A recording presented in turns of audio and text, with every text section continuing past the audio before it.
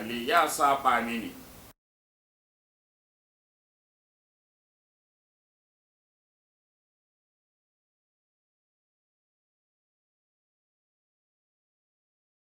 أعوذ بالله من الشيطان الرجيم. بسم الله الرحمن الرحيم.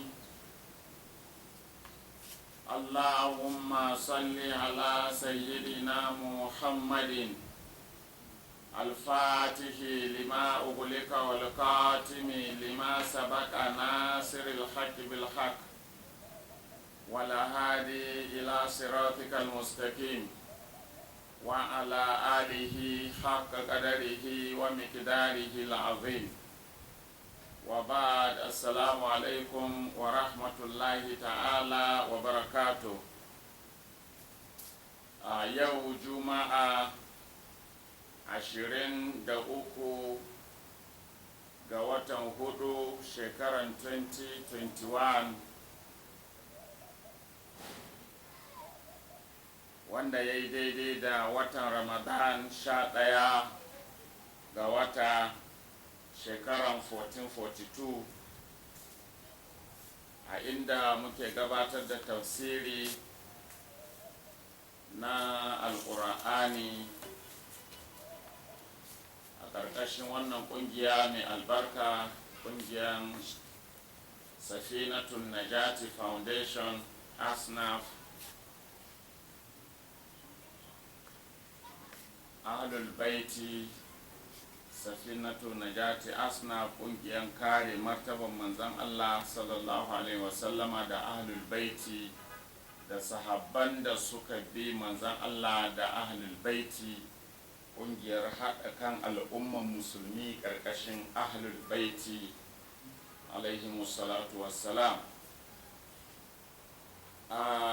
Kamar yadda muka sani a kullum muna karatu muna cewa idan mun yi ba daidai ba malamai su gyara, su nuna inda ba a kyauta ba. To mun samu saƙo daga wani babban malaminmu wanda za mu tattauna a kai domin jama'a su ƙara fahimtar yadda al'amuran suke. Za a sa muku ku ji, sannan ku ji menene za mu yi malam. Duk yadda aka yi malamin jiya ya fi na yau. Manzo Allah ya ce khairul quruni qarni summa alladhina yalunhum summa alladhina yalunhum, mafificin jama'a wanda nake ciki, waɗanda suka zo baya sun fi waɗanda za su zo baya, waɗannan sun fi wannan wani haka abin yake har yanzu ba. Malaman da ko kayan bature sun yarda da shi. Don shi dai zamani ne ya zo ƙarshe, kuma duk abin da ake faɗa za a gani shi muke gani yanzu abin mamaki.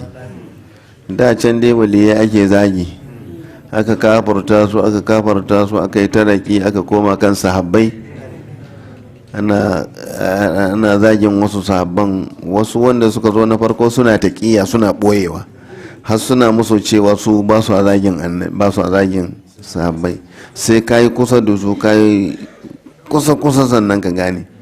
To yanzu sai fito ƙarara gashi hadisin ma wadda duk duniya ta yadda da shi, an ce Buhari duk duniya ta yi, sai ya buɗe Buhari ya kira ayin ya ce wannan ƙarya aka yi wa annabi, ya dubi wani sahabi ya ce zindiki ne.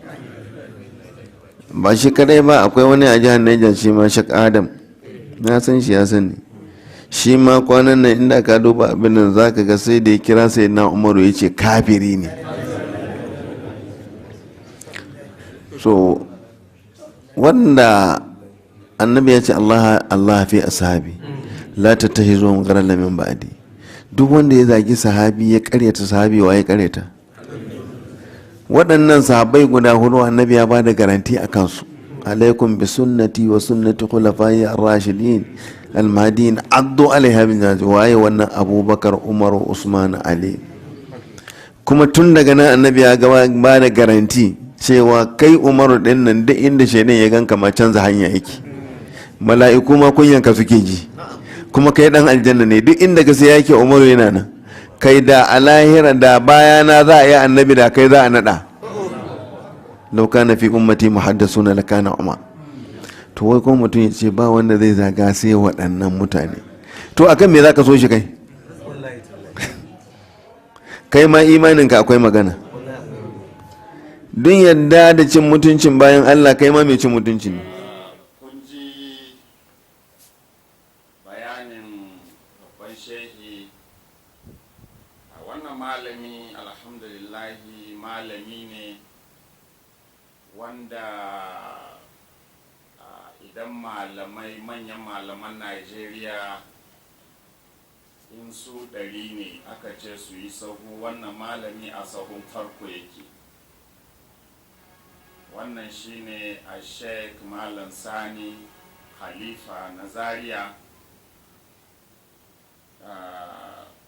kuma dan babban shehinmu rahimahullahu ta'ala.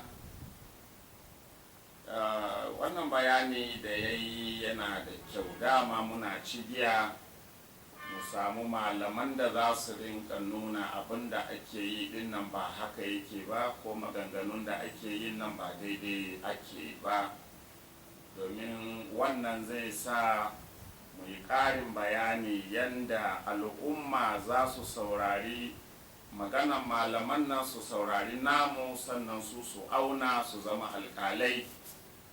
faman sha'a takaza ila rabbihi sabila. Malam ya yi magana, kuma abin da ya sa na ambaci malam don a san girman malam da kuma wane ne shi ma ya ambaci sunana a maganansa, to don a san girman shi, a san wane ne shi. Malam a cikin maganansa ya kawo da cewa malaman jiya kullum jiya ya fi yau, malaman jiya sun fi na yau. To hadisin da malam ya kawo, khairul quruni qarni thumma alladhina yalunahum thumma alladhina yalunahum, yace haka abin yake har zuwa yau. Mana an ce wai manzon Allah ya ce karni mafi alkhairi shine karnin da shi yake ciki, shi da sahabbansa kenan, wanda kuma ke bi mai bin wannan a alkhairi shine karnin da ke bin nasu, su ne tabi'ai. Sannan wanda ke bin nasu kuma shine na tabi'an tabi'ai, tabi'u tabi'ina. To ya ce haka fifikon yake tafiya har zuwa yau. To a nan tambayan da zai mashi malam, akwai wani bawan Allah da aka yi a cikin wannan karni da yake faɗi, bai fita a karni 3 nan ba. Wannan bawan Allah sunan shi Yazid din nan duk malaman duniya sun ce mashayi ne, sun ce fasiki ne, sun ce da baban shi ya mutu ma a gidan giya aka je aka ɗauko shi aka ajiye shi ya ɗan sarara, sannan aka sanar da shi mutuwan uban, aka naɗa shi khalifa. Sannan Yazid din nan shine mutumin da ya kashe jikan manzon Allah mai suna Sayyidina Husaini. Yazid din nan na taɓa jin Malam Bakar Gumi da daɗewa yana maganan cewa Yazid ya taɓa hawa Ka'aba, ya sha giya, ya bugu, yana cewa ya ku musulmi in kuka yi wasa sai muku fitsari akan Ka'aban naku. Kuma a wannan karnin da malam ya faɗa, a karnin aka yi shi. To yanzu saboda an yi shi a wannan karni, akramakallahu, za ka amince, kamar misbarin ba da misali, akwai wani sahabi da aka yi, bawan Allah mutumin kirki, sunan shi Ammar ibn Yasir. Ammar ibn Yasir ya yi biyayya ga manzan Allah, salihi ne, to ba don ina sharifi ba, da inda za a tambaye ni za ka so yau a ce kai ne Ammar bin Yasir, zan ce da gudu, ba don ina sharifi ba. Tunda mutum bai iya musanya jinin manzan Allah da kowane irin jini, to ba don ina sharifi ba zan so a ce ni ne Ammar bin Yasir. To akarmakallahu, kai yanzu za ka so a ce kai ne Yazid?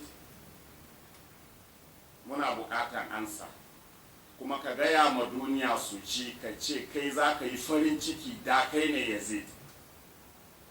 Tun da wancan karnin aka yi shi. Tambaya na farko kenan da muke so malam zai ba mu ansan shi, don mu tabbatar da malam ya yarda da hadisin nan da ya ja na fifikon wancan karni, wanda bai yiwa wani ya fi su.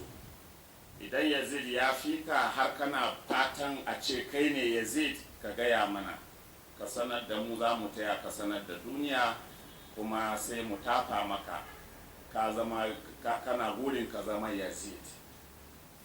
To wannan shine tambaya ɗaya da zan jefa yau. Amma mala cikin bayanan shi ya kawo su bayanai ko hadisai cewa manzan Allah ya ce duk hanyar da Umar ya bi shaidan bai bin hanyar, har ya kai ga malam yana cewa manzon Allah ya ce inda da wani annabi a bayan shi da Umaru za a nada. To da dai sauran bayanai da yi akan Umar. Ni bayanin da nake yi ba wai don a ci mutuncin wani sahabi ba ne. Wa'annan hadisai na ƙarya da kuke kawowa don ku nuna fifikon wa'annan sahabbai akan ahlul baiti, kai akan ma manzon Allah da kanshi. Wa'annan hadisan muke yaƙa, kuma muke ƙoƙarin mu fahimtar da hutun da ku ba kwa tacewa. Duk inda hadisi ya zo muku ɗaukawa kuke yi, gashi ma da bakinka ka nuna aibin tace hadisi. Duk abin da ya zo kawai a karɓa a yi ta tafiya. To mu kuma mun ce bai yiwa ya zama haka, dole a tace ma al'umma hadisi. Shi yasa Allah bai yi kowa ya zama malam ba, ya yi wasu su zama malamai don su taimaki wanda ba malamai ba gurin tace musu karatunsu. To wannan shine bayanin da muke yi. To wayannan bayanai da muke yi na cewa hadisai da malaman nan ke kawowa na fifita sahabbai, kun ga wannan hadisi maganan fa manzala ne yake cewa Ali shine harunansa, kuma inda za a samu wani annabi bayan shi da Ali ne. Shine malamai a littafansu suka mai da shi kan Umar. Shine muke ƙoƙarin yi ma jama'a bayani, karatun ba haka yake ba. Waɗannan darajoji da falaloli na ahlul baiti ne aka juya su zuwa kan wasu sahabbai don ƙiyayya da ahlul baiti, kuma bai kamata malamai ku gaji wannan ƙiyayyan ba. Wannan shine kawai bayanin da muke yi. To bari mu gani wa'annan hadisai da malamai ke jawowa, jahilai suke ta musu ihu da kabbara, za mu dube su a hankali ɗaya bayan ɗaya. To amma maganar Umar ya yi, amma tun da ya haɗa ya ce ana zagin sahabbai gaba ɗaya. To ina so za mu ɗauko wasu hadisai, za mu faro daga kan shi Abubakar, sannan muka yi magana a kan shi, sai mu yi magana kan Umar ɗin da ya kawo. Amma ina so mu fara da shi Abubakar. Hadisai da aka kirkiro na ƙarya aka ba su Abubakar don a fifita su akan ahlul baiti, kamar yadda malaman in sun zo magana sai su ɗebo hadisin su yi hujja da shi, kuma ba su kula da manzala ya ce Ali shine a wannan matsayin, sai su rufe wannan, sai su ɗauko na ƙaryan su gaya ma jama'a. to shi alin nan laifin me yi muku, ahlul baitin laifin me suka yi muku? Shi annabin da ya ce ahlul baiti su ya yi magana wayannan hadisan a kansu, kuka canza ma annabi ko kuka goyi bayan malaman da suka canza ma annabi, shi annabin laifin me yi muku? Wannan shine bayanin da muke yi. To bari mu ɗauko hadisan suna da yawa, amma ana Abubakar zan ɗauko 'yan kaɗan 3, 4 ko 5 kaɗan dai, sai mu ɗauko Umar shi ma annabi ya ce Umar shine kaza, sai mu gani haka ne ko ba haka ba, domin a maganan da shi malam Sani ya yanzu sai na fahimci malaman ba su gane karatun ba ne. Ya kamata mu ganar da su don su ganar da almajiransu. Akwai wannan hadisi wanda aka faɗa akan Abubakar. Wannan hadisi kuma hadisi ne wanda manyan malamai sun ruwaito shi, kuma manyan malaman sun yi bayani a kai, za mu ji bayanin su. Ya zo daga nan, kala sana Abu Muawiya anil A'mash an Abi Zubair an Jabir kala Nabiyyu sallallahu alaihi wasallam li Abi Bakrin, manzo Allah sallallahu alaihi wasallam ya gaya wa Abubakar, ya ce ya Aba Bakrin, ya kai Abubakar, ala ubashiruka, ba zai maka bushara ba? Kala bala ya Rasulallah, ya ce a yi mini bishara ya manzan Allah. Ko kala inna Allah ya tajalla lil khalaiqi ammatan wa laka khassa, ranan kiyama Allah zai tajalli ga dukkan halittu. Allah zai tara halittu duka sai bayyana gare su duka a lokaci guda, amma kai Abubakar zai maka tajalli ne naka na musamman kai kadai saboda matsayinka. Da wayannan su ne hadisai da ke nuna darajojin su Abubakar. Mun ɗauko su kenan ɗaya bayan ɗaya, mu duba su mu gani. Abu Huraira ma ya ruwaito wannan hadisi. Amba'ana Muhammad ibn Abdul Malik, riwayar Abu Huraira kenan. Qala amba'ana al-Hasan ibn Ali al-Jauhari an Abil Hasan ad-Darqutni an Abi Hatim al-Basti qala amba'ana Muhammad ibn Ahmad ibn al-Faraji qala sana Ahmad ibn Muhammad ibn Umar ibn Yunus qala sana abi an Abi Zanadi an abihi anil a'raj an Abi Huraira, kun ga dai Abu Huraira ko, an Abi Huraira qala lamma qadima Rasulullah sallallahu alaihi wasallam min al-ghari, yayin da manzon Allah ya gabato daga kogo. Ba kun san ce Abubakar da Annabi sune a kogo ko, wanda kuma Buhari ya karyata wannan labari, ya kawo labarin a haka kuma ya karyata a gaba.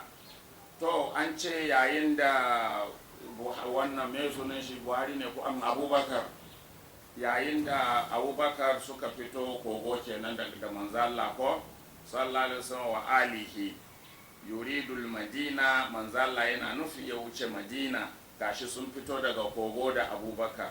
Akaza Abubakarin bigar zati rikabi, Abubakar ya rike abin nan na taguwan manzon Allah sallallahu alaihi wasallama.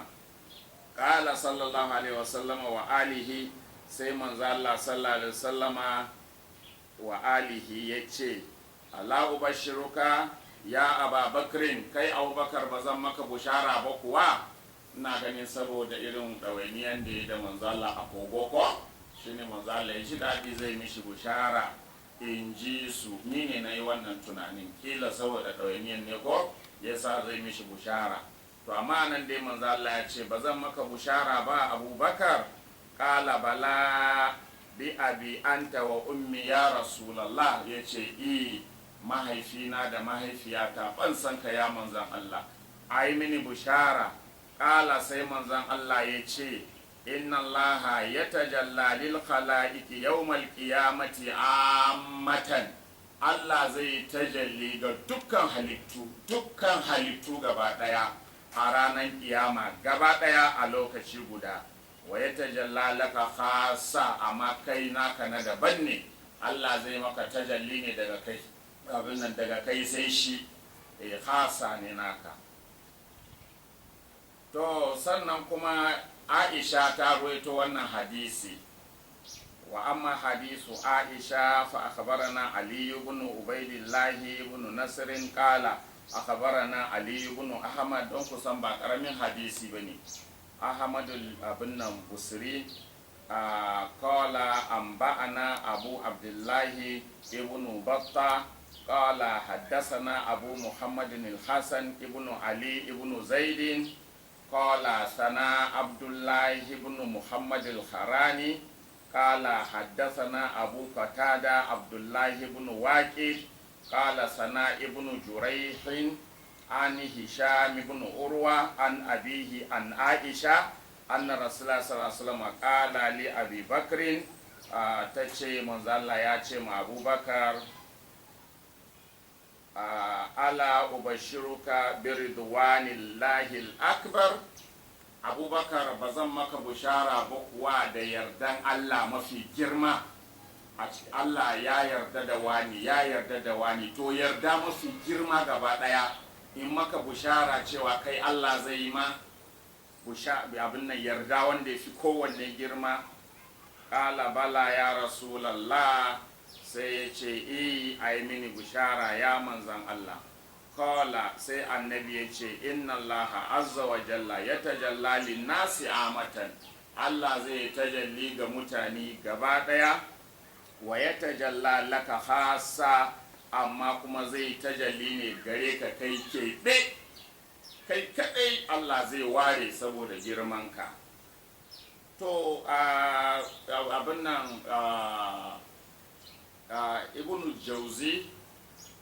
ibnu jauzi ya ce hadal hadisu la yasihu min jami'i turuqihi. Ya ce wannan hadisin bai inganta ba a duka hanyoyi da ya biyo. Hanyar Abu Hurairah ne, hanyar Aisha ne, hanyar wani, duk hanyoyin da wannan hadisi ya biyo la yasihu bai inganta ba. Amma hadisu Anas, don an karɓo daga Anas ma ya ce a riwayan da Anas ya yi na wannan hadisi, fa fi tariqil awwal, a hanyar da hadisi ya biyo na farko, Muhammad ibn Abd, akwai Muhammad ibn Abd. Qala Abubakar al-Khatib haza hadithun la asla lahu inda zawil ma'rifati bin naqli. Yace wannan hadisi bai ma da asali a gurin ma'abota sanin naƙalin hadisi, bai ma da asali. Da kun irin hadisan malamin na ya tono magana fa zan kuma yi, bai da asali. Sai ma na alamu wai ce musu dai malamai abinda suka sani wannan hadisi ba hadisi ba ne, ƙarya aka yi. To yanzu malamin nan ya ce mu ne muke cewa hadisi kaza ba daidai ba ne, ana hadisi kaza ƙarya aka yi ma annabi. To ashe ba muke faɗi ba, mu ma mun gani ne. Mutanen jiyan nan da ya ce su za a bi, su muka gani sun faɗa, muke maimaitawa. Eto tun da mu na yau ne ba mu da yanci mu yi magana, to maganan mutanen jiya muke yi, ba namu ba ne. To sun ce wannan hadisi bai da asali. Wa qad wadda'ahu Muhammad ibn Abdi. Muhammad ibn Abdi shi ya kirkiro wannan hadisi. Don haka hadisin ba ma la'ifi ba ne, mawdu'un ne, an zauna ne aka kera hadisin don a ba Abubakar girma. Muhammad ibn Abdi shi ya kirkiro wannan hadisi isnadan wa matina. Isnadin hadisin ya kirkiro shi ne, haddasana wani an wani akhbarana wani kirkirowa ne. Matinan matanin hadisin ala ubashiruka bi ridwanillahi al-akbar qala bala ya rasulullah qala inna allaha azza wa jalla yatajalla lin-nasi ama wa yatajalla laka khassa. Wannan matanin ma kirkirowa ne in ji malaman jiya. Qala daru qutni shi ma ne jiya ne ai to qala darul qutni ya ce Muhammad ibn Abd, shi Muhammad ibn Abd ya kazibu wa ya za'u, dama an san shi yana ƙarya na hadisi kuma yana kirkiro hadisi, to shi ya kawo wannan. Wafi tariqi sani, a hanya ta biyu, banusun wa huwa majhulun la yurab, shi banusun ma ba a san shi ba, Allah bai halice shi ba wanda ya san shi. Kuma shi ka wannan hadisi na Abubakar, bari za mu rurusa su insha Allah. Malamai za su rusa mana su kai. Kaga yanzu dai ba wanda zai zarge ni cewa ni ne na ci hadisi kaza ba kyau. Malaman jiyan nan da suka fi na yau su suka ci hadisin ƙarya ne. Wa tariqu salis, hanya ta uku, fihi majahilun, akwai waɗanda aka jahilta da yawa wanda Allah bai ma yi su ba, mutane suka ƙirƙiro su da sunansu suka ce su suka ruwaito hadisin nan, ba masu a duniya. Muna gaya muku, wa ahaduhum qad saraqahu min Muhammad ibn Abd, cikin ma waɗanda aka jahilta nan ma wani ya sato hadisi ne daga Muhammad ibn Abd, shi ma ya faɗa. Wa amma hadisu Jabir, amma a riwayan Jabir, kun ga hadda Jabir a ciki, Jabir ibn Abdullahi al-Ansari, shi ma ya an ce ya karɓo hadisin daga manzo Allah. To ana shi riwaya, ana shi labarin, fa tariqul awwal tafarrada bihi Muhammad ibn Khalid, a hanya na farko da hadisin shi ya biyo Muhammad ibn Khalid, shi kadai aka taba jin wannan hadisin a bakin shi. Wa qad kazzabuhu, kuma malamai sun ce ƙarya ne, makaryaci ne. To kazzabuhu, kun ga ba kazabtuhu ba wai ni na ƙaryata shi ba, malamai sun ƙaryata shi, malaman jiya. Wa tariqu sani, a hanya ta biyu a riwayan Jabir ko, fihi Ali ibn Abdihi, akwai wani Ali ibn Abdihi. Kala Daraqutni malamai sun san Daraqutni yayi ba, to shi a Daraqutni ya ce wannan Ali ibn Abdihi kana yadhul hadis, yana shi mai kirkiro hadisai ne, yayi suna a kirkiran hadisai, to shi ya kawo wannan. Wa amma tariqu salis, sannan a wannan magana da ne yanzu ka duba abin nan tarihu Baghdad na al-Khatib al-Baghdadi. Wa amma tariqu salis, a hanya ta uku, fa akhbarana al-Qazzaz qala amba Abubakar al-Khatib qala al-hamlu fihi ala Abi Hamid ibn Hasanawaihi fa innahu lam yakun thiqa, shi wannan kuma da aka ambata ba thika bane, ba bin yarda bane, malamai ba su yarda da shi ba.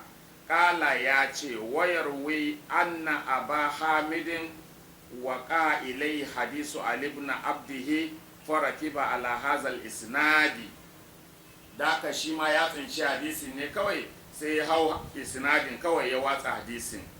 Ma anna la na'lamu anna al-Hasan ibn Ali ibn Affan sami'a min Yahya ibn Abi Kasirin shay'an.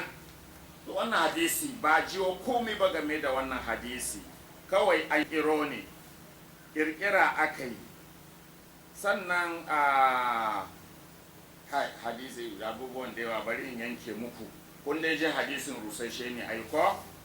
To amma hadisu Aisha, amma ta bangaren Aisha kuma na yi tsallake ne ma fa masu rurusa hadisin. Fa fihi Abdullahi ibn Waqid, a bangaren na Aisha akwai Abdullahi ibn Waqid a ciki. Qala Ahmadu wa Yahya, Ahmad da Yahya sun ce laisa bi shay'in wannan hadisi da aka ce Aisha ne ta faɗa game da Abubakar ba magana ba ne, ba taɓa jin maganan ba, ƙarya aka yi. Waƙalan Nasa'i, imamun Nasa'i kun dai san shi ma ya ce wannan hadisi da aka ba Abubakar wannan matsayin maturukul hadisi, hadisi ne a batta, ba abin karɓa ba ne, ba gaskiya ba ne. Waƙala ibnu Hibban ya ce ghafalun anil abin nan a itiqan, gafalalle ne gabarin tabbas, shi bai da tabbas, shi gafalalle ne. In ma ya faɗi hadisi an jima yana ya cewa inji ni kai ba ni na faɗa ba, to duk su ne, to ga sunan dai rusassu ne. Wani barka haka kun gani dunnan rusa hadisin ake ta yi, dunnan gashi duk shafuffukan nan duk malamai ake ta kawowa da suke ta rusa hadisan, bai duk gashi nan ai duk rusashe ne, amma kaɗan da na faɗi ya ishe ku. Kun gani duk shafuffukan nan malamai ne suke ta ruwan guduma na rusa hadisin, kowa ya kawo gudumawar shi don rusa wannan hadisi, malaman jiya ba ni ba. Kun gani shafi ya kai 10 da na bude. To sannan sai hadisi na biyu da na fitar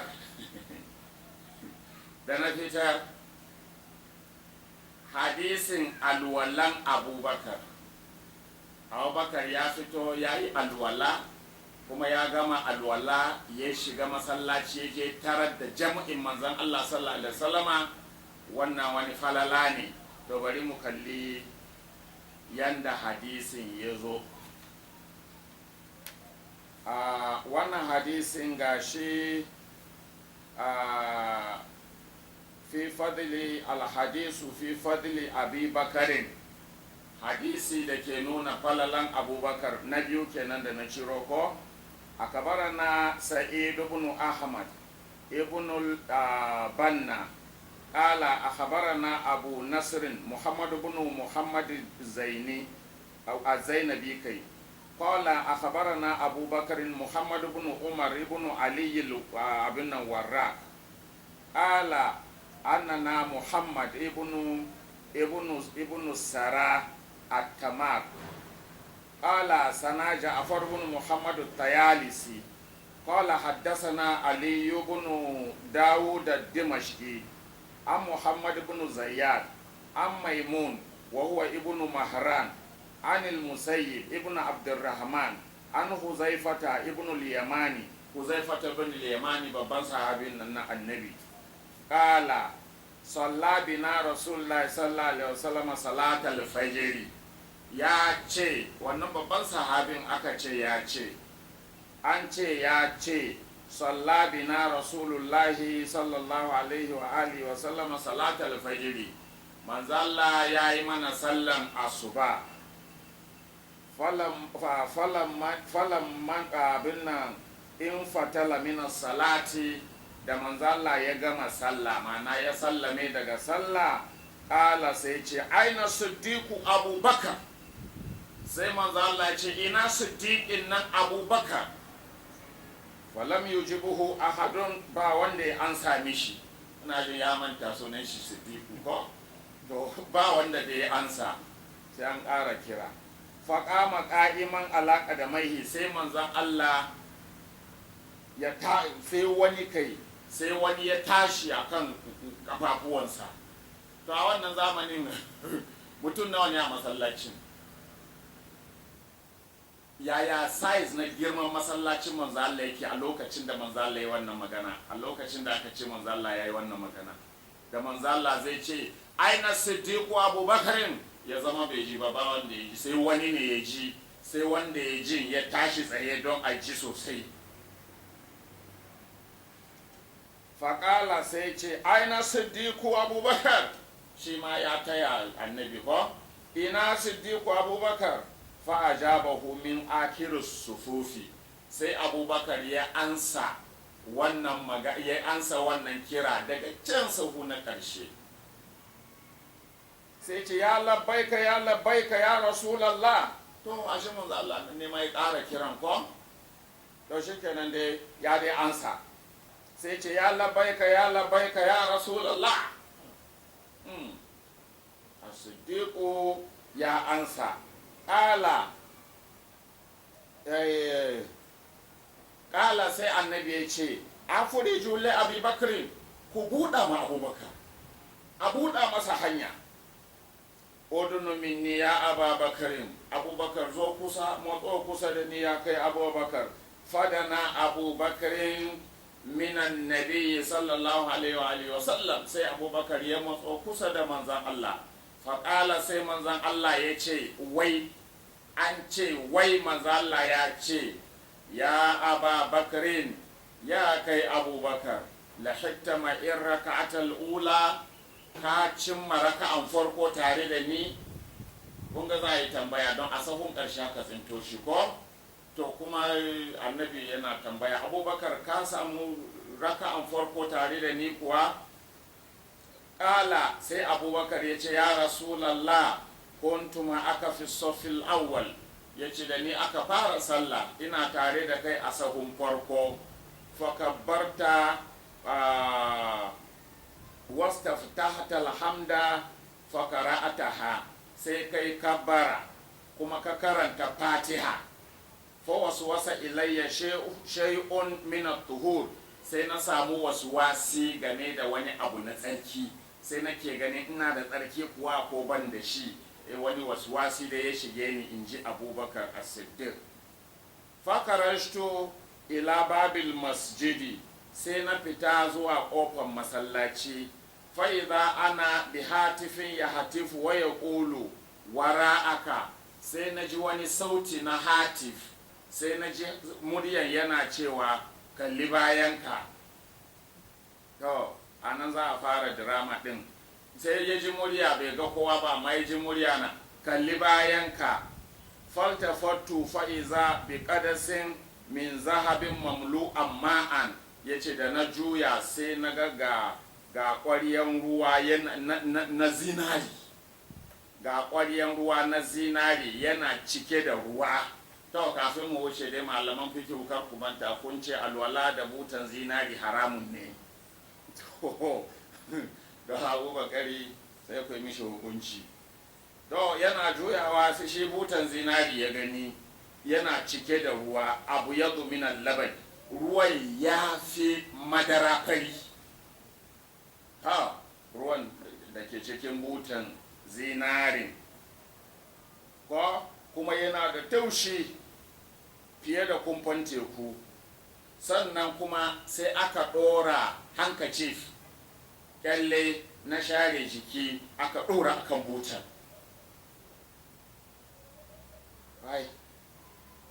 ina ne ma to hankacif ɗin kyallen ahadar kore ne makutubun alaihi la ilaha illallah muhammadun rasulullah abubakar as-siddiq an rubuta shi kun ga dai wannan kyallen daga sama aka saukar da shi ko don shi ma ya ce ba kowa a gurin hatif ya ji murya ya ji kawai kalli bayanka da ya juya sai ga kwaryan ruwa na zinari ruwa ciki fariƙal ga kyalle an ɗora a kai a kyallen an rubuta la ilaha illallah muhammadun rasulullah abubakar as-siddiq a kan kyalle koren kyalle fa yana ba annabi labari ne yanzu fa ba ku manta ba ko yana ba annabi labari saboda annabi ya ga abubakar siddiq a sahun baya yake tamban shi ka samu rakan farko da ni kuwa shine yake ba shi wannan labari fa akastul mindila fawadatuhu ala mankibi yace sai na dauki wannan kyallen sai na dora akan kafada na fatawaddatu lis-salati wa asbaqtu al-wudu'a sai nayi alwala na sallah kar ku manta kafin ma ya fito fa annabi ya gama karatun fatiha ko kafin ya fara waswasi shakka ya fara shakka ya fito to shikenan yanzu gashi su ƙwaryan zinari ya sauko daga sama da ruwa a ciki da kyalle da kowa dai sai ɗora kyallen ya yi alwala ko waradatul mandila alal qadar sai na mai da abin nan kyallen ƙwaryan alwalan na zinare falahittuka wa anta raki'ur rak'atal ula har na zo na cin maka kana cikin ruku'in raka'an farko shikenan fatamimtu salati ma aka ya rasulallah sai na cika sallah na tare da kai ya manzo Allah faƙalan nabiyu sallallahu alaihi wasallam sai manzo Allah sallallahu alaihi wasallam yace ya ababakarin ya kai abubakar abushir kai bushara ina maka bushara innal ladhi wadda'aka lis-salati jibril mala'ika jibrilu ne yayi maka alwala na sallah yi masa aka yi ko ya mutu to wallazi mandalaka mika'ilu bayan ka gama alwala wanda ya shashare maka ruwan alwala da wannan kyallen mala'ika mika'ilu ne wallazi amsaka rukub rakabati hatta lahiktar ruku'a israfilu wanda ya zo rike goyoyi na ya hana ni tashi a daga ruku'i haka zo ka cin masallan mala'ika israfilu ne shi ya rike min gwiwa sarki ba bayanin da muke yi wato manzo Allah ya ta kokarin ya tashi ya kasa an rike mishi gwiwa kuma israfilu ne rike gwiwa saboda Abubakar bai gama alwala ba manya wannan fa shine bayanin da muke yanzu ga dukkan mai hankali Abubakar bai fi manzo Allah ba a wannan karatun mala'ika ya zo ya rike ma annabi gwiwa ya hana shi tashi saboda Abubakar na alwala to shi kenan dai israfilu ne rike min gwiwa yanzu saboda Allah rashin ladabin mala'ika israfilu har ya kai ya zo ya rike ma annabi gwiwa ya kasa tashi mala'ika ne zai ma annabi wannan rashin ladabin yanda su Abubakar da Umar suke ma annabi rashin kunya mala'iku za su yarda su yi masa haka kun ga dai karatun ta malamai za su fara magana kan wannan hadisi ibnu jauzi ya ce hada hadisun mawdu'un bila shakkin ya ce wannan hadisi kirkira ne ba ko shakka an to malaman jiya fa suke magana kuma kaga tun da malam sani kai babban malami ne babban shehi kuma na faɗa ɗazu na ce in malaman najeriya 100 ne in aka yi sahuwa sahun gaba kake don kai ba ƙaramin malami ba ne a duniya ma to ya kamata kuma a same ka da adalci kuma in kana da adalci kenan ni ba ni da laifi yanzu malaman nan da ke rusa hadisan nan su za ka yi faɗa da su kuma ka ce malaman jiya sun fi na yau kuma kai na yau ne tun da sun fi ka dole ka yarda da rusa hadisi nan da suke yi to sun ce haza hadisu mawdu'un kaga malam da bai da dama ya ce su ibnu jauzi da sauran malaman nan su sayuti da ke rusa hadisan nan ba dama ya ce bai yarda ba tunda malaman jiya ne shi kuma na yau ne kuma ya ce malaman jiya sun fi na yau kaga dole yadda sun fi shi sai ya nade bakin shi da rawani ya yi gum wannan shi ne gaskiya amma inda in zai ce ba haka ba ne kaga ya warware maganin shi Allah sarki ni wa'inda masu ke tarawa su ne abin tausayi sai su yi ta ihu su ba su a lissafi Allah ya ganar da su wannan hadisi mawdu'un ne bila shakkin babu ko shakka wal muttahimu bihi Muhammad ibn Zayyad kuma wanda ake tuhuma da kirkiro hadisin nan shine Muhammad ibn Zayyad qala Ahmad ibn Hanbali to shi ma naji kai na shakaran jiya ne ma wannan ko Ahmad ibn Hanbali kun gani almajiran tabi'ai ne ko sahabbai khairul quruni nan da ya fada to ga sunan Ahmad ibn Hanbali ya ce huwa kazzabun kabisun ya ce makaryaci ne kuma kazami ne alade ne shi ya zaɓul hadisa sana'an shi ƙirƙiro hadisi wanda ya kawo wannan hadisin kuma da wayannan hadisan ake ganin darajarsu to za mu rusa muku su da harshen malaman jiya har da malaman shekarin jiya sai mun kawo muku su insha Allah. Ahmad ibn Hanbali ya ce wanda ya kawo wannan hadisi Muhammad ibn Zayyadin wanda ya kirkiro wannan hadisi kazzabun mai yawan ƙarya ne, khabisun alade ne ma, ya zaɓul hadis dama ya yi suna a kirkiro hadisi, yana kirkiran hadisai. Waƙala Yahaya, shi kuma Yahaya ya ce kazzabun khabisun maƙaryaci ne wanda ya kawo wannan hadisi kuma ƙazami ne. Waƙala Sa'adi, As-Sa'adi ya ce wa Daraqutni da kuma Daraqutni shi ma ya ce kazzabun makaryaci ne wanda ya kawo wannan hadisi. Abubakar bai samu wannan matsayi to yanzu inna lillahi wa inna ilaihi raji'un, an rike gwiwan annabi saboda Abubakar. Kaga kuma annabi zai wahala idan zai ta yunkurin tashi ba zai iya ba don an kame gwiwan, tunda Abubakar na waje.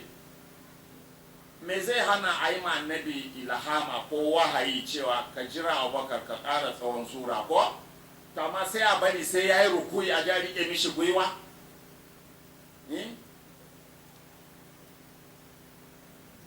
To As-Sa'adi da Daraqutni sun ce kazzabun wanda ya kawo wannan hadisi maƙaryaci ne. Wa qala Nasa'i, Imamun Nasa'i wal Bukhari da Bukhari, to kaga yan shekaran jiya sun fara lekowa ko da Bukhari wal Gallas da Al-Gallas wa Abu Hatim da Abu Hatim Ar-Razi gaba ɗayan sun ce matrukul hadis. Duk hadisin da wannan zai kawo matrukun ne, babin da za a karɓa ba ne. To su ma fa malaman sun yi guduma da yawa ga sunan, zan yanke ni dai kawai, amma dai kun ga an rusa hadisin ai ba. To shikenan wala ya khafa anna fi sanadi hadhihi riwayati Ali ibn Dawuda, akwai Ali ibn Dawuda a cikin wannan riwayar ma, wa huwa aidan majruhun. To kama fil mizani Ali ibn Dawuda an Muhammad ibn Zayyad al-Maimuni wa anu Jafar ibn Abi Usmani at-Tayalisi bi khabarin munkir. Labarin shabinki ne ba a karba. Wai gashi nan dai kun gani ko duka shafuffukan nan ruwan guduma ne da malamai suka yi ta yi na rusa wannan hadisin kawai. Shi kenan na saki wannan.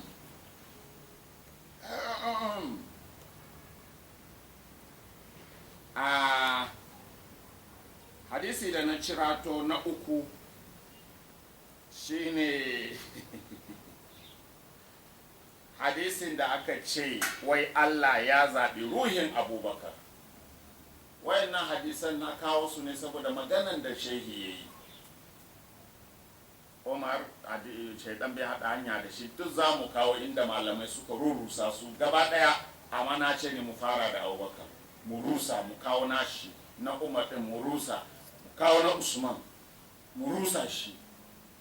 Sannan malamai mu tambaye su, ba ku ji malamai ba, malaman jiya da shekaran jiyan sun ce babu dukkan sahabbai, babu sahabin da aka samu hadisun siha bi asanidin abin nan jihad, wanda aka samu hadisai ingantattu masu isnadi ingantattu, isnadi masu kyau, ba irin wannan da ake rusawa ba. Sun ce duk sahabbai babu wanda ke da wannan hadisai irin Ali ibn Abi Talib. In ba ku sani ba kuma ku gaya mini, sai fito muku da littafin in gaya muku malaman da suka faɗa ka, a malaman shekaran jiya da na jiya.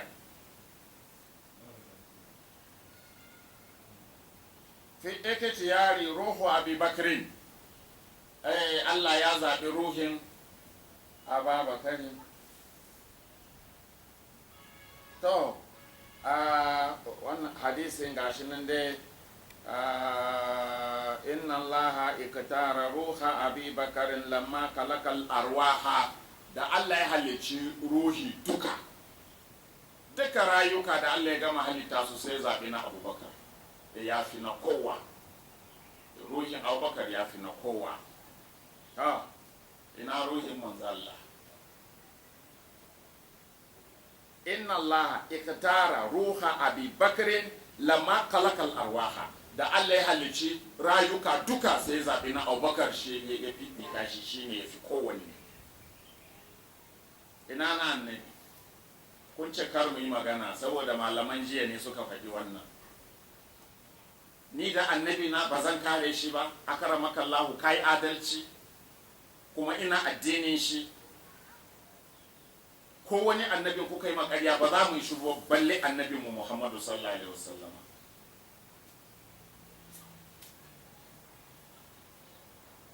To shikenan dai ga malamai ibnu jauzi ya ce wannan hadisi ƙarya ne, babu shi. Kawai fara aka yi labarin ruhin manzo Allah da nahlul baitin shi da Allah ya halitta a lokaci guda ya fifita su akan kowa, shine ma aka kirkiro wannan ma Abubakar. Allah ya zabi ruhin Abubakar kuma sai suka fifita shi akan manzon Allah sallallahu alaihi wasallam. To ibnu jauzi ya ce wannan hadisin ƙarya ne, an kirkiro ne. Wal khatibu ya ce ƙarya ne. Imamu Zahabi ya ce wannan hadisi ƙarya ne. Alfairuzi Abadi ya ce wannan hadisin ƙarya ne. A Sheikh Ali ibn Muhammad ibn al-Ara ya ce wannan hadisin ƙarya ne. A Sheikh Abdul Haqqi Ad-Dahlawi ya ce wannan hadisin ƙarya ne. Ko ga sunan dai duka ya ce wa sahibu a talhisil mawdu'ati wa Muhammad ibn Shaukani, hadda Muhammad ibn Shaukani, kowa da ya san a Shaukani, shi ma ya ce wannan labarin ƙarya ne, babu shi, ba gaskiya ba ne. Wannan bayani ka duba cikin al-mawdu'atu na ibn Jauzi, juzi na 1 shafi na 230, za ka ga ya rusa wannan hadisi. Ka duba tarihu Bagdadin lil Khatibi, ka duba nan ma da ka gani. Sannan ka zuba mizanul itidali, duk an kawo wannan.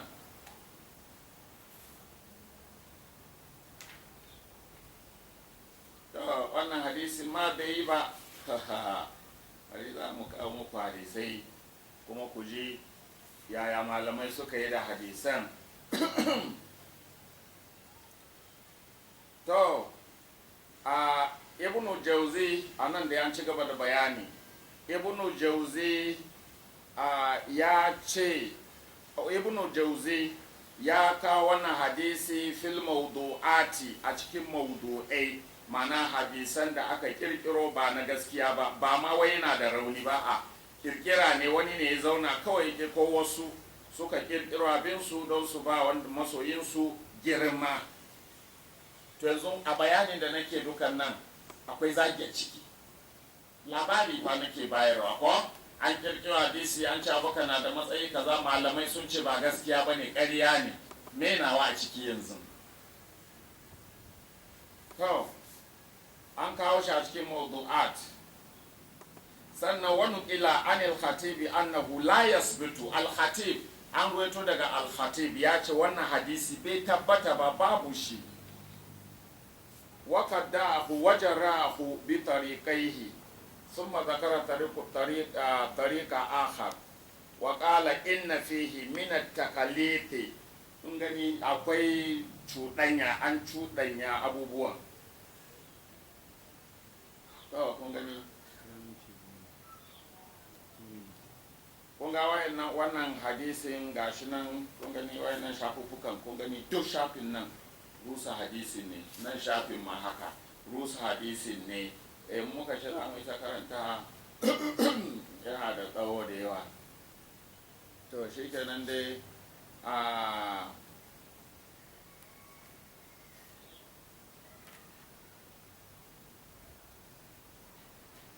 to sai dai bari in kawo muku cikin riwayoyin hadisin ko yana da kyau in kawo muku wannan ma ku je.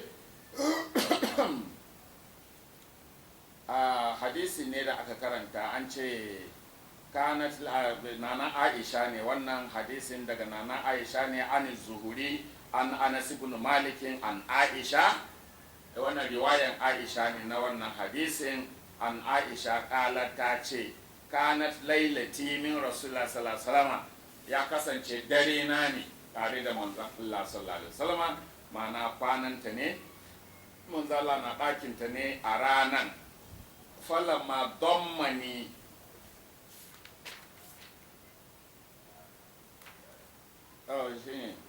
falamma dammani wa iyahul firash, na zaben ruhin abokan ne ko fifitar ruhin abokan akan na kowa. To ta ce dare na ne kwana na ne a rana muna tare da manzan Allah. Falamma dammani wa iyahul firash, yayin da shimfiɗa ta haɗa ni da manzan Allah, ma'ana mun kwanta da ni da shi. Qultu sai na ce, injina na Aisha ke ba da wannan labari, ta ce qultu sai na ce ya rasulallah, ya manzan Allah, alastu akrama azwajika alaika, ba ni ne na fi daraja ba a dukkan matanka a gurinka, ba ni na fi duk sauran matan ba a gurinka. Kala bala ya Aisha, sai annabi ce haka ne ko ya Aisha. Qultu sai na ce, in ji Aisha ta ce sai na ce, fahaddisni an abi bi fadilatin, to ka bani labari game da mahaifina mana, game da wani fifiko nashi, yanda ya fi mutane, ba ni labari fifikon shi. Kala sai annabi ya ce, kala ko sai annabi ya ce, haddasani jibrilu ya bani labari. To labari ya koma sama, manzo Allah ya ce jibrilu ko ya bani labari, annallaha ta'ala, cewa Allah madaukaki da makalakal arwaha, yayin da ya halicci rayuka, ikitara ruha abi bakar ne siddiq, sai zaɓi ruhin abubakar siddiq min bainal arwahi, daga cikin rayuka duka gaba ɗaya sai zaɓo na abubakar. Waja'ala ya fifita shi, waja'ala turabaha min aljanna, kasan ruhin ma daga aljanna. To yanzu ku duba, la ilaha illallah, ku dubi kai, wannan ba sai ma malamai sun karyata ba, da sun bar mana ma mu za mu iya karyata wannan. Wannan na ruhin nan dai ko kudu wai manzo Allah ya ce waje ala turaba min aljanna, kasan da aka yi ruhin da shi daga aljanna aka ɗebo shi, da ƙasa aka yi ruhi, ba jiki Allah ya gina da ƙasa ba. fa idza sawaituhu wa nafaqatu fihi min ruhi faqa'u lahu sajidin.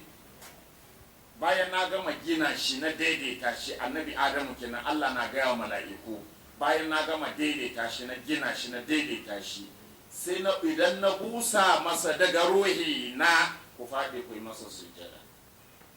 To amma ƙasan da aka yi ruhin Abubakar da shi daga aljanna aka ɗebo shi, shi ruhin shi na ƙasa ne ma, ƙarya ba kyau.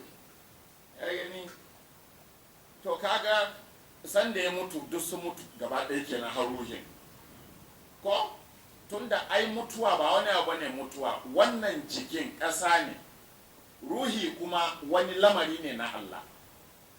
Yas'alunaka anir ruhi qul ruhu min amri rabbi, suna tambayan ka yaya ruhi yake, ka ce ruhin nan fa wani lamari ne na ubangiji na, shi kaɗai san meye ruhi. Haka wannan jikin shine ƙasa, mun san ƙasa ne wannan, ruhi kuma ba ƙasa ba ne, sai aka ɗauko ruhin aka jefa a cikin jiki.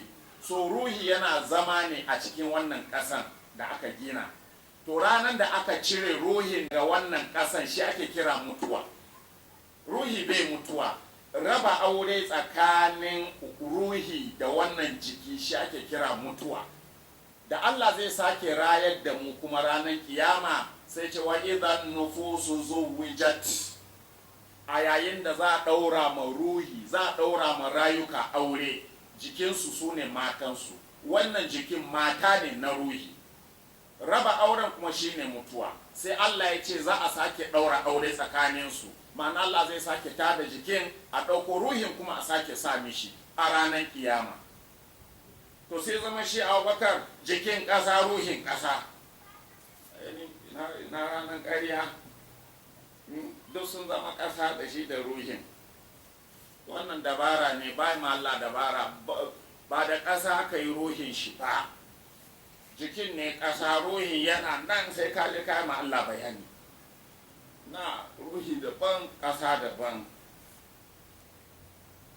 To ƙasan daga aljanna, wa ma'uha min alhayawani, kuma ruwan da aka kwakwaba ƙasan ruhin shi da shi daga dabbobi. To waja'ala lahu qasran fil jannati, kuma Allah ya sanya mishi bene a cikin aljanna min duratin bayda, daga azurfa fara tas, wai min zahabi wal fiddatil bayda, to daga kuma zinari da faran azurfa. Wa inna Allah ta'ala ala nafsihi, kuma Allah yayi rantsuwa akan kansa, Allah yaslibahu hasanatan, babu wani aikin alheri da Abubakar zai yi Allah ya ki karba. Duk aikin alheri da yi Allah zai karba. Wani hadisi nake karanta muku ba ko? To wala yas'aluhu an sayyi'a, kuma duk mummunan aiki da Abubakar zai Allah ba zai tambaye shi ba. Allah na gaya ma Aisha, duk mummunan aikin da zai yi Allah ba zai, manzo Allah na gaya ma Aisha cewa babanki ga matsayin shi, duk aiki alheri dai Allah zai karba, kuma duk mummuna da yayi, duk abin da ya ga dama yayi Allah ba zai tambaye shi ba. To kun ga karatun, shi yasa suke cewa duk abin da sahabbai suka yi manzo Allah ba su da laifi, Allah ya ce su yi abin da suka ga dama, kai baka da kai ne. In Allah so yake a saba mishi, ne amfanin aikuwa na ba su hana sabo? Ba sai ba mu ba kawai ai ta sabon da yawa don ya ji daɗi.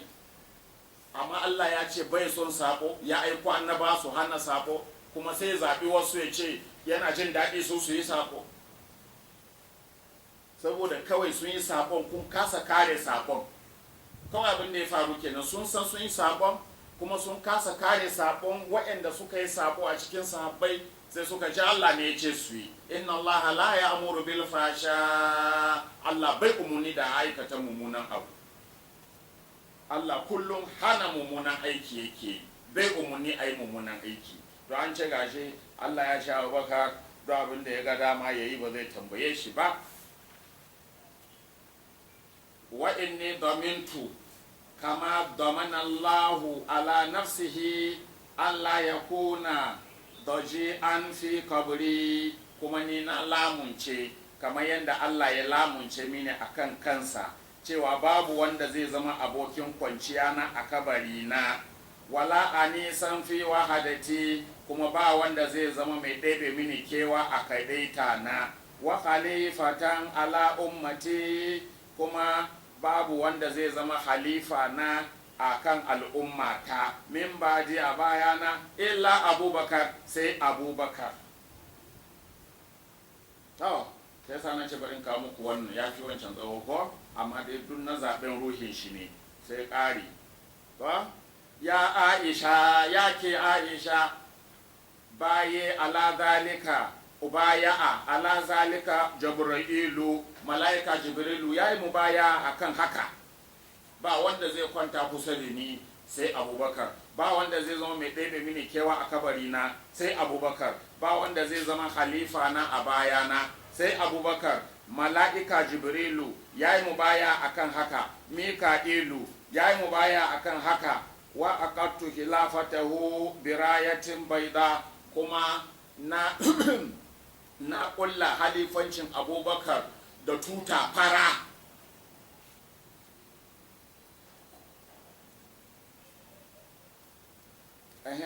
Wa aqada liwa'uhu tahta al-arshi, wa uqida liwa'uhu tahta al-arshi, kuma an kulla, an daura tutan Abubakar a ƙarƙashin al'arashi.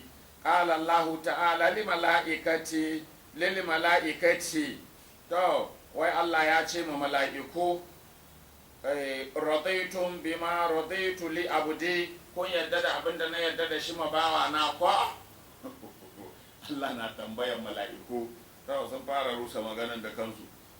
Faka fa bi abiki fakaran da haka ya ishi babanki abin alfahari an baya alahu Jibril wa Mika'ilu wa mala'ikatu sama'i, ya zamanto mala'iku Jibrilu, Mika'ilu da mala'ikun sama sun masa mubaya'a, wa ta'ifatun mina shayadini da wasu jama'a na shaidanu su duk sun masa mubaya'a.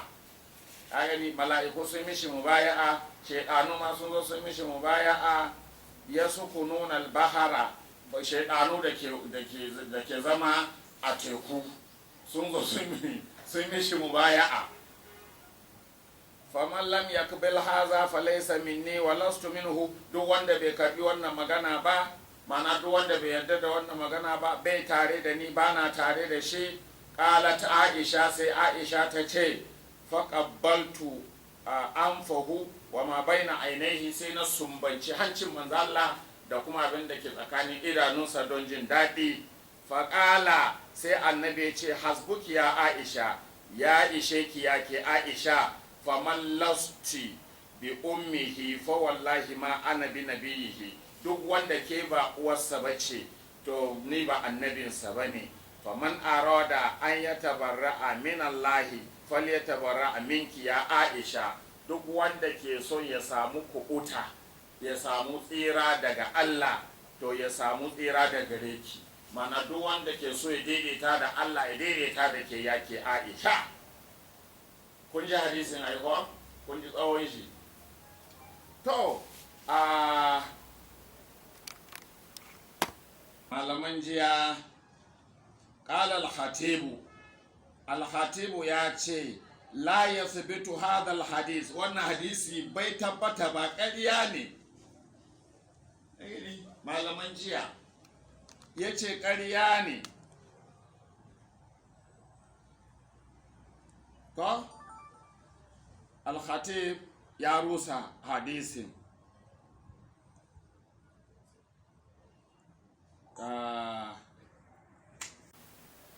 Banda shi ga ruwan malamai nan duk sun rusa hadisin. Summa inna zahabi aidan hakama bi butlani hazal hadisi wa wad'ihi. Imamu zahabi ya hukunta ƙaryan wannan hadisi ɓatacce ne, ƙarya ne, wa wad'ihi, kuma ya yi hukunci da cewa wannan hadisi maudu'u ne, an ƙirƙiro shi ne. Ta la ilaha illallah. To malamai kun ji, wannan hadisi an ƙirƙiro shi ne, babu ma shi, ba taɓa yin wannan maganan ba ma, ba inda manzon Allah ya yi mana na Aisha wannan magana, balle ma a nemi ingancin shi ko rashin ingancin shi. A'a, babu hadisi ma, maudu'u ne, wani ne ya zauna kawai, masoyin Abubakar ne ya kirkiro manna mishi. Kuma wannan labarin duka in kun duba, magana ne fa da annabi akan ahlul baiti, shine fa wasu suka zauna suka kirkiro irin nasu, suka manna ma Abubakar, suka ce shine.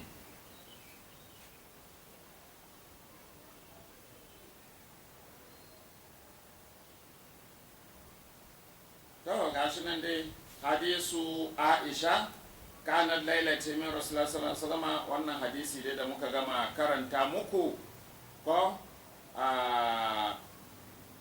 malamai sun ce la yasbitu, hadisin nan bai tabbata ba, li anna fihi Harun, saboda akwai wani Haruna a ciki. Ya gani ko? Wa isnaduhu batilun, isnadin hadisin ma batacce ne, babu shi, bai yi ba.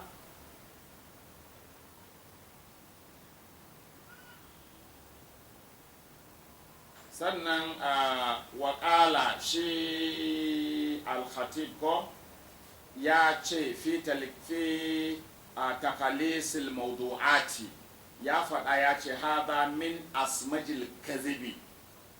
To hada min asmajil kadhibi, ya ce wannan ƙaryan ma na wannan hadisin ka yana cikin manya-manyan ƙarya.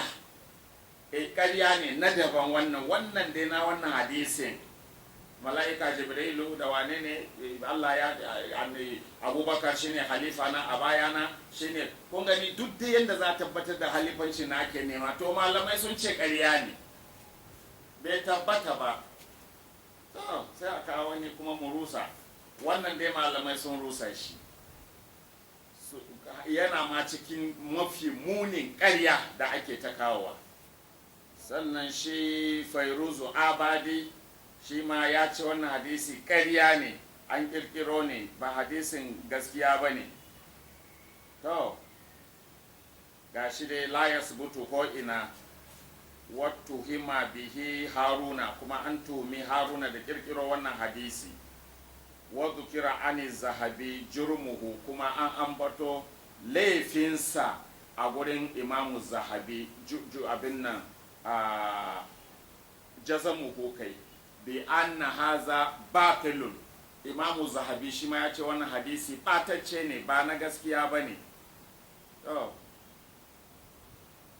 Ya kawo a cikin alfawa'idul majmu'ati, alfawa'idul majmu'atu fil ahadisil mawdu'a, ya kawo wannan hadisin ba gaskiya ba ne. Ya ce hadisu inna allaha lamma kalakal arwa ikitara ruha abubakrin zuwa ƙarshe, ko an ruwaito daga nana Aisha wa ƙala la yasbitu. Kai malamai dai suna ta cewa hadisin nan bai tabbata ba, babu shi, malaman jiya fa. Waƙadi tuhima bihi Harunu ibnu Ahmad al-Allaf, kuma Haruna ibnu Ahmad al-Allaf shi ake tuhuma da kirkiro wannan hadisin, ba na gaskiya ba ne. Al-ma'rufu bil qitan, wanda aka fi sani da qitan, al-qitan, shi kirkiro wannan hadisi. Kuma Imamu Zahabi ya kawo shi a cikin mizanul itidali kenan a ta zaman sabi anna hada batilun, ya ce wannan ƙarya ne, ba gaskiya ba ne. Gani haka dai za mu yi ta tafiya, in muka ce za mu yi ta kawa suna da yawa malaman duk sun yi fushi, sun ce ba gaskiya ba ne. Gashi Imamu Sayuti shi ma ya ce wannan hadisin ya kawo alhukumu bi butlanihi ma, duk hadisan duka ƙarya ne, bai tabbata ba. Wato hanyoyi biyu da hadisan suka biyo na ƙarya ne, sannan kuma ga wani hanya kuma sun ma aure da tariqan akhar, ko an kitab naqala ibnu jauzi wa naqala zahabi al-hukma bi butlanihima. Gashi nan dai duk malamai dai ba su yadda ba, sun ce wannan hadisi ƙarya ne, ba gaskiya ba ne. In kana jin ka samu hadisin da ya tabbatar maka da khalifancin Abubakar, malamai sun ce ƙarya ne, az-Zuhuri ma duk sun ce ƙarya ne, wannan hadisi bai tabbata ba. Subhanallah. An Anas an Aisha qalat kanat lailatu min Rasulullah sallallahu alaihi wasallam falamma dammani, hadisin dai gashi nan. Kowane malami kafin ya rusa sai ya kawo hadisin sai ya buge, ce ƙarya ne, bai tabbata ba. Ga sunan duk ga sunan sun ce ƙarya ne, wannan hadisi ba ingantacce ba ne, la ya subutu. Kun gani duk wayannan shafuffukan gaba ɗaya na rusa hadisan ne. Kun gani duk malamai suna ta kawo guduma ne, kowa ya kawo gudumawan shi na rusa wannan hadisi. Kun gani mun ce za mu yi ta bin su, duk dai kun dai san an rusa kawai ya ishe mu, amma kun gani duk bayani ne na malamai na an rusa hadisi, ba gaskiya ba ne. Kun gani ba gaskiya ba ne. To wanne ne kuma na zaɓo na gaba?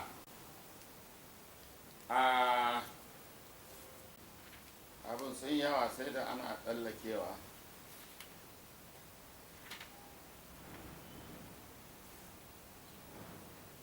Aha, hadisin da aka kirkiro cewa shiga aljanna, sharaɗin shiga aljanna anna dukhula aljannati mashrutun bi mahabbati Abi Bakr. Shiga aljanna sharaɗi ne na shiga aljanna son Abubakar. Ba shi sa ba suke cewa duk wanda bai so Abubakar ba ba ɗan aljanna ba ne kaza, duk irin wayannan hadisan ne. To bari ku ji yadda malaman jiya suka yi da hadisin. An ibn Umar an karɓo hadisi daga ibn Umar dan sayyidina Umar, ƙala ya ce, ƙala Rasulullah sallallahu alaihi wasallam, manzo Allah sallallahu alaihi wasallam ya ce, lamma kanatil lailatul lati wulida fiha abubakar siddiq manzo Allah ke bada labari yace daren da aka haife abubakar siddiq ashe da daddare aka haife shi so da aka haife shi da daddare manzo Allah yace daren da aka haifi abubakar siddiq aqbala rabbukum azza wa jalla ala jannati adnin ubangijinku ya taso ya zo a gurin aljannan adinin faƙala sai Allah ya ce mata ko kuma Allah ya fuskanto aljannan adini ya kalle ta ce ke aljannan adini wa izzati wa jalali na rantse da girma na da ɗaukaka na la udkhiluki illa man ahabba hadha al-mauludi ba zan shigar da kowa cikin ki ba sai wanda ya so wannan jariri da aka haifa yanzu shine abubakar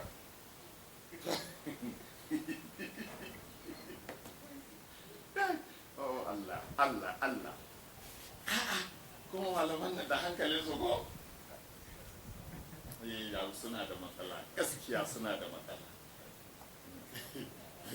suna da matsala Allah akbar ta shi kenan a wane ne wannan Ali ibn Nu'aymin al-Basri ya ce wannan hadisi garibi ne bako ne yadda ba abin mama abin al'ajabi ne wannan hadisi yana daga cikin hadisu zuhuri an nafi'in almilla ma haka to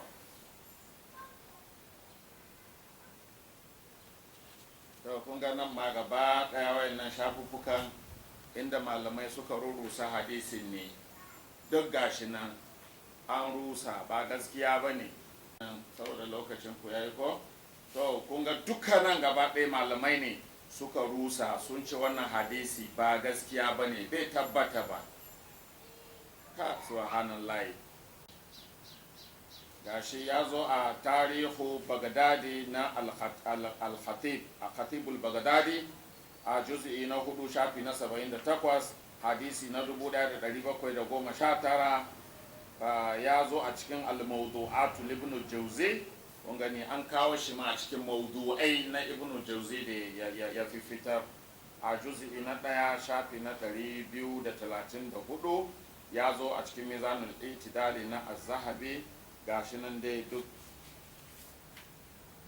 gani bai tabbata ba da aka wannan ɗa da aka haifa da daddare ba inda Allah ya ce ba za a shiga aljanna ba sai an so shi da aka malamai hujjojin da kuke kawowa wanda bai so Abubakar ba dan aljanna ba ne kun ji malamai sun rusa ba gaskiya ba ne lamma wulida abubakar siddiqi akbalallahu azza wa jalla ala jannati adnin faqala wa izzati wa jalali la udkhiluki illa man yuhibbu hadha al-mawlud yani ababakrin ana nufin ababakrin qala al-khatib batilun bi hadha al-isnad yace wannan hadisi ƙarya ne shiri ne kawai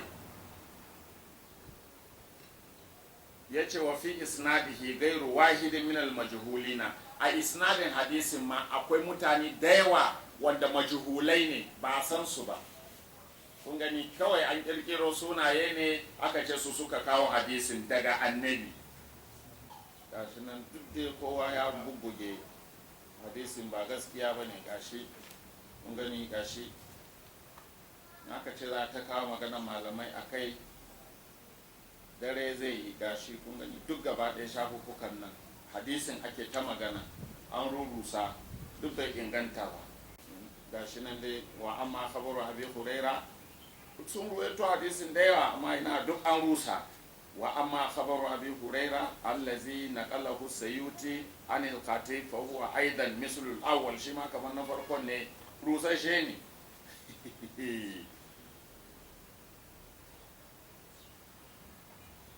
to wannan na abu huraira da aka kawo ma wanda imamu sayyuti ya kawo daga khatib ko an ce rusashe ne shi fa inna fihi ashnani akwai wani ashnani a cikin waɗanda aka ce sun karɓo hadisin wa huwa dajjalun shaitanu, shi dujal ne, shedan ne. Cikin da suka karɓi hadisin da haka ba wani Allah ba lokacin da Allah ya ce wanda ya so Abubakar zai shiga aljanna, ba a jingina soyayya Abubakar da shiga aljanna ba, ƙarya ne, amma ce shaidanu ne da dujalawa suka kawo wannan hadisi. gani gashi nan dai, lakin qala Abu Hatim la yuhtajja bihi, ba a kafa hujja da wannan mutumin. Muhammadu ibn Abdullahi ibnu Muhajir abin nan waye gashi nan dai, gashi nan An-Nasari ad-Dimashqi, gashi nan duk gaba ɗaya an ce shaidanu ne. Barku haka ko za mu ci gaba gobe insha Allah ta'ala da wannan bayani. Don haka malam bayanin da ka aiko da shi ya cin mana, kuma wannan bayanai da muke yi sai ka ba da ansa wannan hadisai da muke karantawa. Idan ka tabbatar da ingancin su sai ka yi mana bayani da littafan da ka gansu, sai mu kwaso littafan kuma mu gaya ma jama'a matsayin hadisan. Ga su hadisan kenan muke rusawa, hadisan Abubakar yana da matsayi kaza, yana da matsayi kaza, su na kawo yanzu matsayi kaza muke rusa, kuma ba ni ke rusa su ba, kuna da ji. Kuma ma kowa bai fahimta ba, matsayinka na babban malami, babban shehi irin wannan a Najeriya, a duniya ma, ya kamata kai ka fahimta cewa ba ni ke maganan nan ba, malamai ne suka ce hadisan nan da aka kirkiro Abubakar yana da daraja kaza duk hadisan ƙarya ne. Ga munan da mun shiga kenan, Allah ya yarda, sai Allah ya kai mu gobe. Assalamu alaikum wa rahmatullahi ta'ala wa